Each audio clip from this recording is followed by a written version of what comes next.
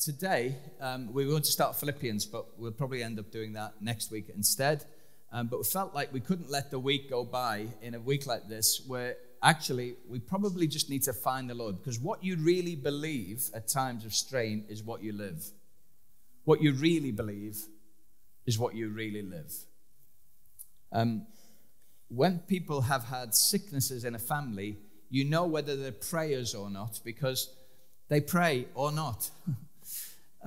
When church is difficult to get hold of, like through a pandemic, what you really believe, you really live.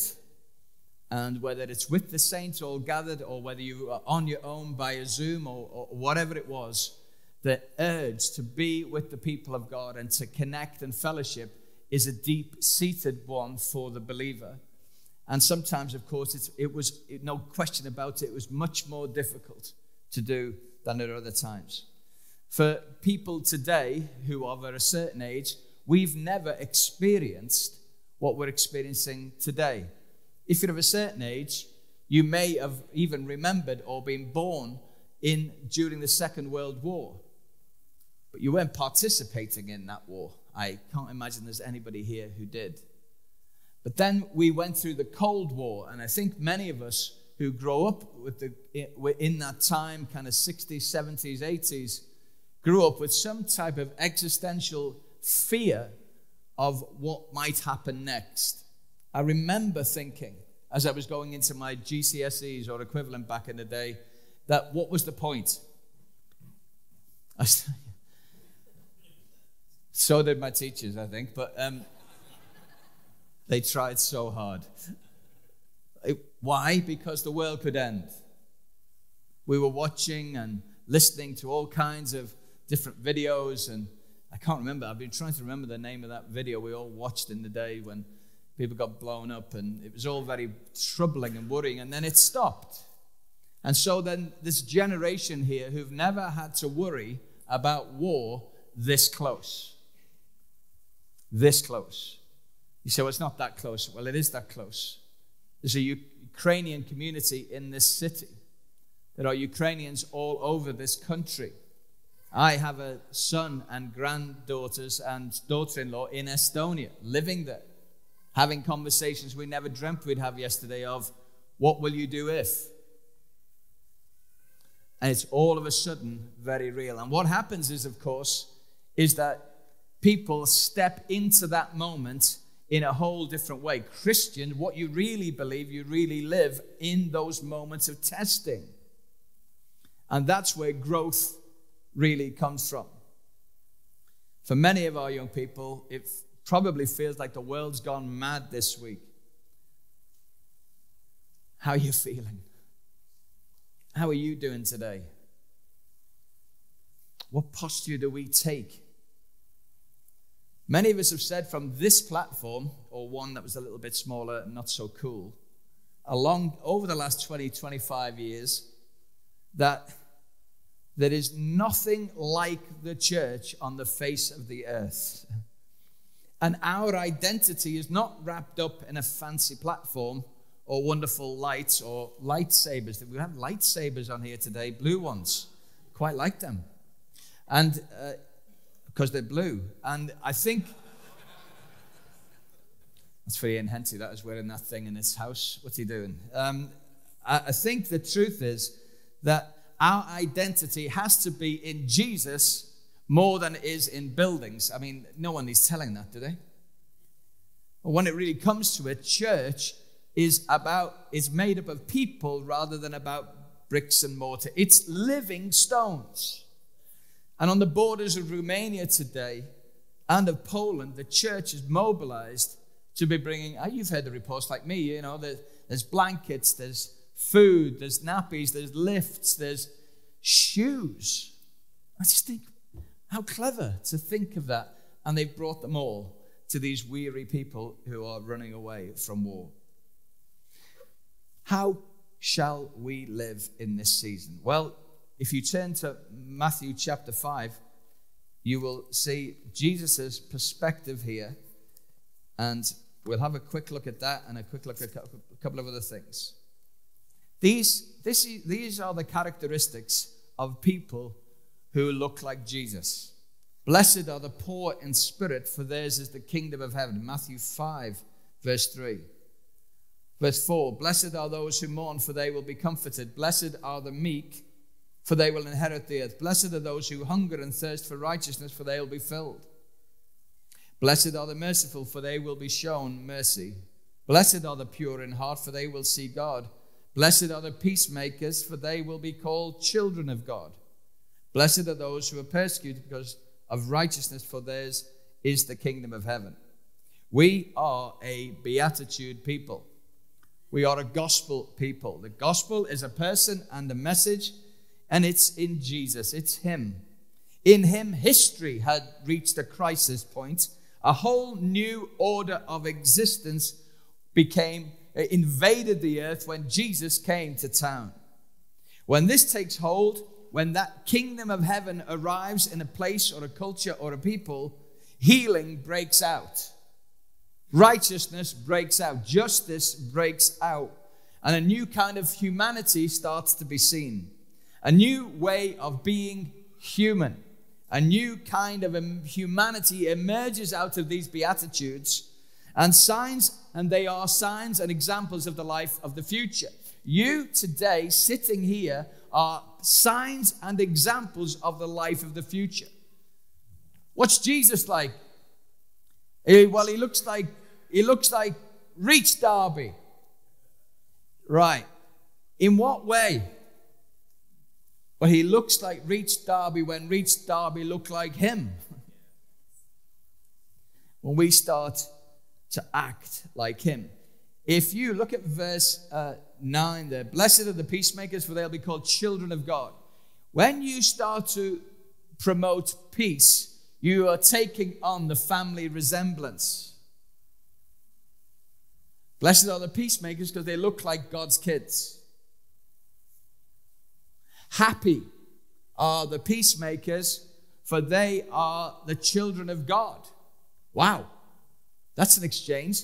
Promoting harmony and promoting peace is phenomenal, but peace doesn't just happen. We are makers of peace here, it says. We are peacemakers. Peacekeepers, I get that. That's what happens when they're trying to kind of buffer zones and keep war from extending and expanding. But peacemakers is something else. It's people who promote harmony wherever they go. But what kind of peace are we talking about? An inner tranquility? Or are we talking about an absence of war? Well, actually, the Bible includes both of those thoughts, but goes much deeper still. The Bible talks about shalom. Soundness, wholeness, well-being, life as it's intended to be, a holistic existence, harmony with the earth and with yourself and with others and with God. Every single dimension of life, economic, spiritual, political, and personal. It's the causes of strife that get healed, and that means shalom. It's not just the symptoms, it's the causes, and when shalom comes, everybody benefits. Shalom makers change societies, they change streets, and they change families. And it can seem ever so slow. But you changed, and I changed, and we are still changing. And the very fact that you exist on your street, in your workplace, and that you are living out what's already true of you, that you believe it, and that you're living it out in the midst of crisis, is a beacon to a world that's losing hope and losing direction, that is depressed and anxious and do not know what to do next. Is that true? So 4 basic relationships for humanity. I want to mention these things. This is what actually shalom means. Are you there, guys? Can you just, okay. Yeah, made for a relationship with the earth. This is what shalom looks like. It's a fourfold piece. We're made for a relationship with the earth. We are physical, ecological, material creatures, and our welfare is tied up with the welfare of the earth. I never knew about that or even thought about it as a younger man. Now I can't avoid it, and rightly so. We are part of the healing of the earth. Secondly, that we are made for a relationship with other human beings. We're social creatures. The pandemic showed you that we needed people more than we ever thought we did. None of us can live healthily in isolation or without community for long. For long.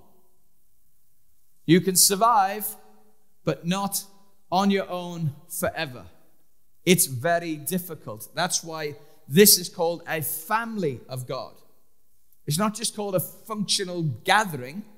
And if people treat it like a consumer choice or a supermarket for religious goods and services, then you're missing the point. It's a family that counts. Puya gets baptized today, and he tells the story of his family, as did the other chap. And man alive, your heart goes out because you think, what would it have been like in our family if our dads had taken a second wife? Do you think your family would have survived? Not sure mine would, because I'm not sure anyone's would. Thirdly, we're made for a relationship, and a healthy one, with ourselves. We are psychological creatures, designed to be vulnerable, in relationship, and at peace with ourselves. This epidemic of mental ill health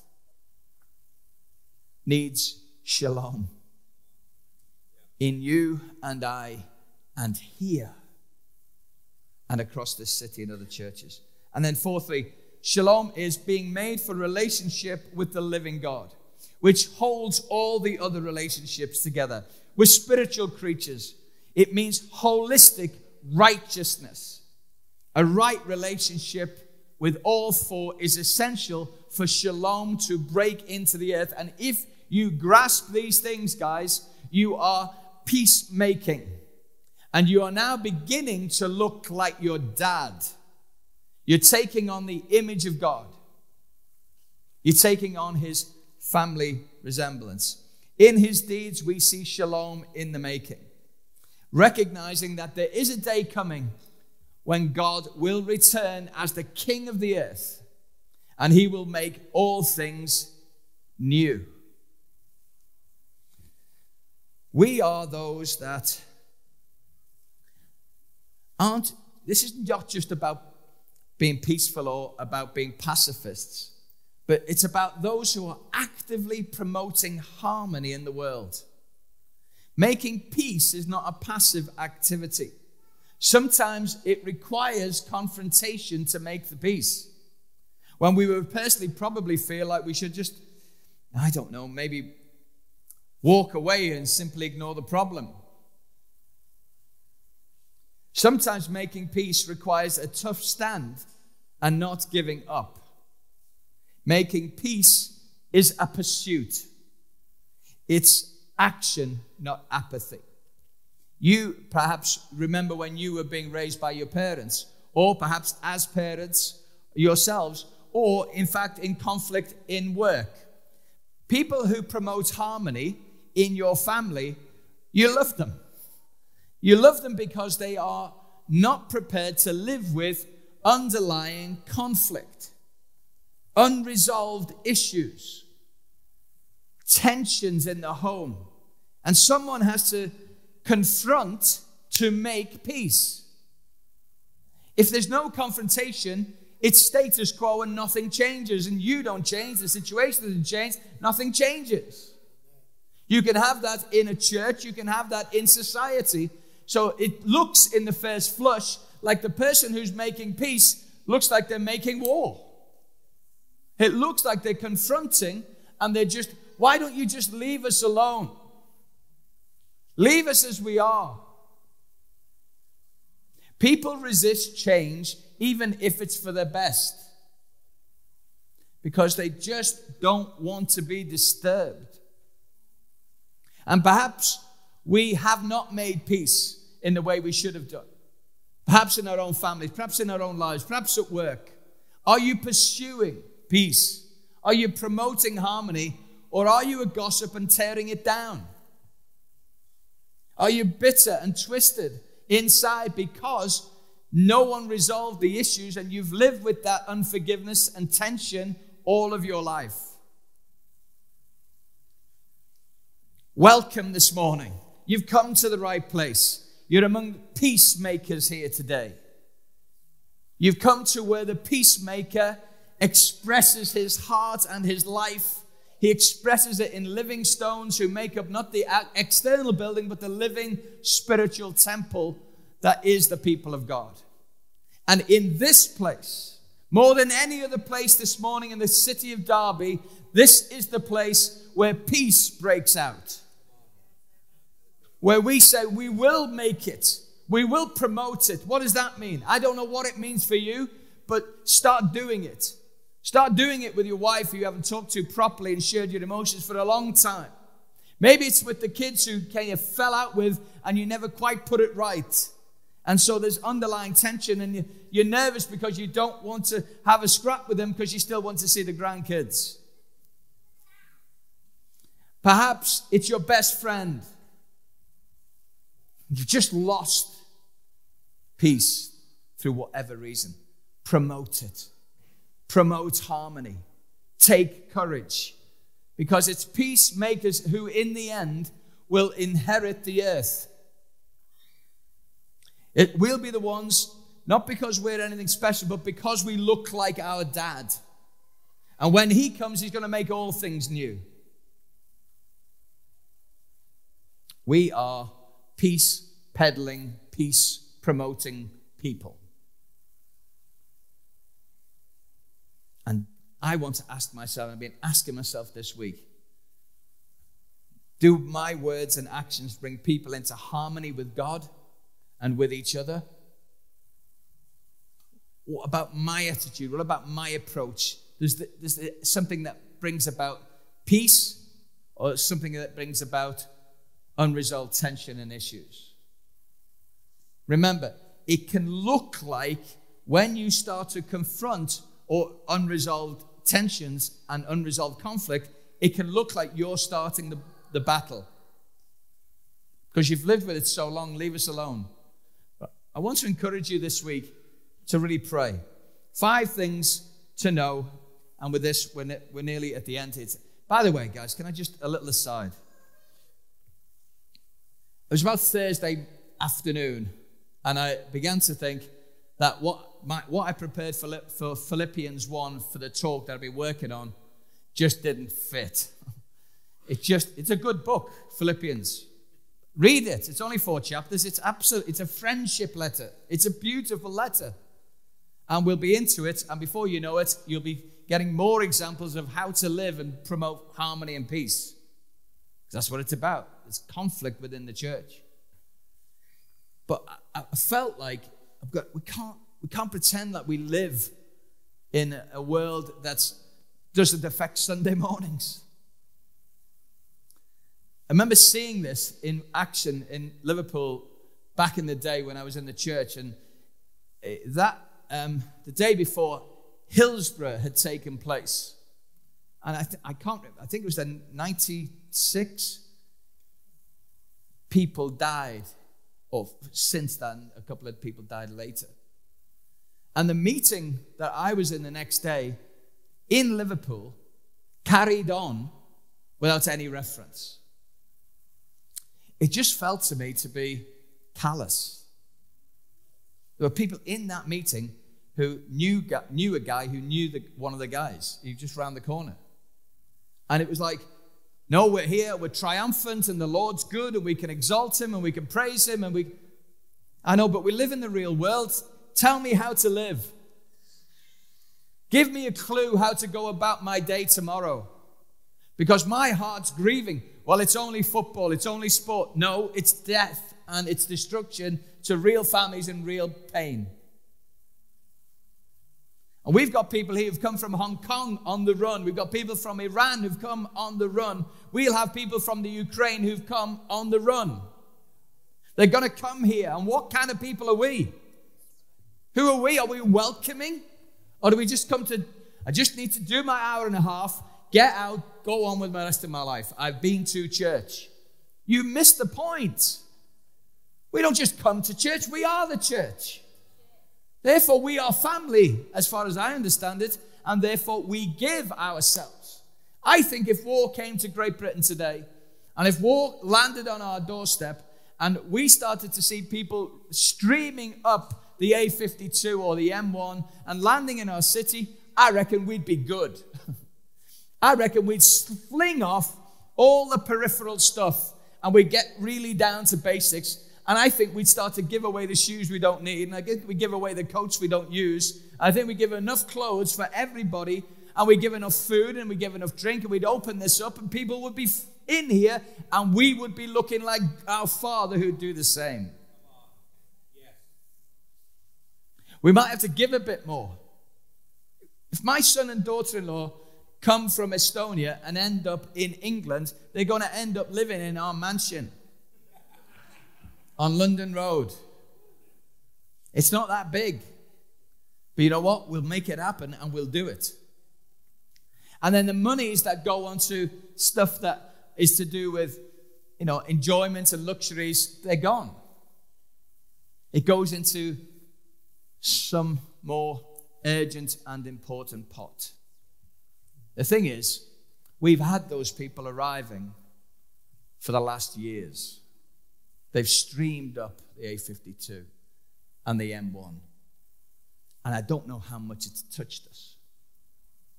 And I think, dear God, have mercy on me. I've been blind in my own comfort to the fate of the Puyas of this world and those hundreds of Iranians who've been through our doors. God, have mercy on us. And let's be proper peace-promoting, peace-peddling Christians. Amen. Let's stand.